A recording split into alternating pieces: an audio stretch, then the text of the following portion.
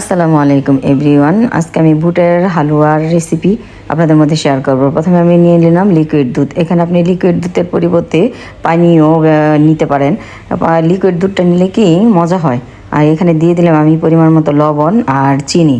আর বুটের ডালগুলি ধুয়ে রেখেছি, সেই বুটের ডালগুলি আমি দিয়ে দিব। অনেকে রাতভর ভিজিয়ে রাখে, ভিজিয়ে না রাখলেও হয়, কারণ এখানে আমি প্রেশার কুকারে দিব, তো তাই আমি ভিজিয়ে রাখি নাই, ধুয়ে দিয়ে দিচ্ছি। এই যে দেখেন কত সুন্দর হয়েছে। একটু লিকুইড যখন একটু পানি থাকবে বা দুধ থাকবে তখনই আপনি নামায় ফেলবেন, তারপরে ব্লেন্ড করে নেবেন। ব্লেন্ড করার পরে তারপরে আপনি ঘি দিয়ে দিবেন। এই দেখেন পরিমাণে ঘিটা বেশি দিতে হয়। আপনি ঘিয়ের পরিবর্তে আপনি এখানে সয়াবিন তেলটাও দিতে পারেন। সয়াবিন তেলটা দিলেও ভালোই হয়, খারাপ হয় না।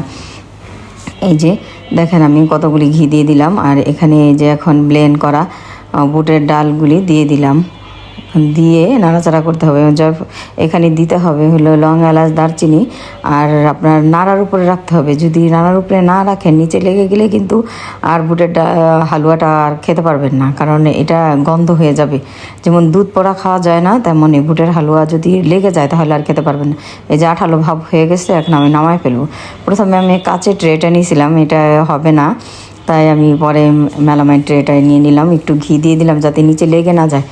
আর হাতেও একটু ঘি দিয়ে তারপরে এই যে হাত দিয়ে চেপে চেপে দিতেছি, সমান করে দিতেছি যাতে সুন্দর করে কাটা যায়। এই দেখেন, এটা আপনি চাকু দিয়েও করতে পারেন।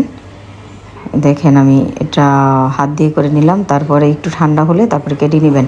কেটে নিয়ে প্রতিটা ডিজাইনের মধ্যে আপনি কিশমিশ দিয়ে দিবেন। আমি একটু গরম গরম কাটতে যেয়ে দেখেন না লেটা পেটা হয়ে গেছে, আর খুবই মজা হয়েছে।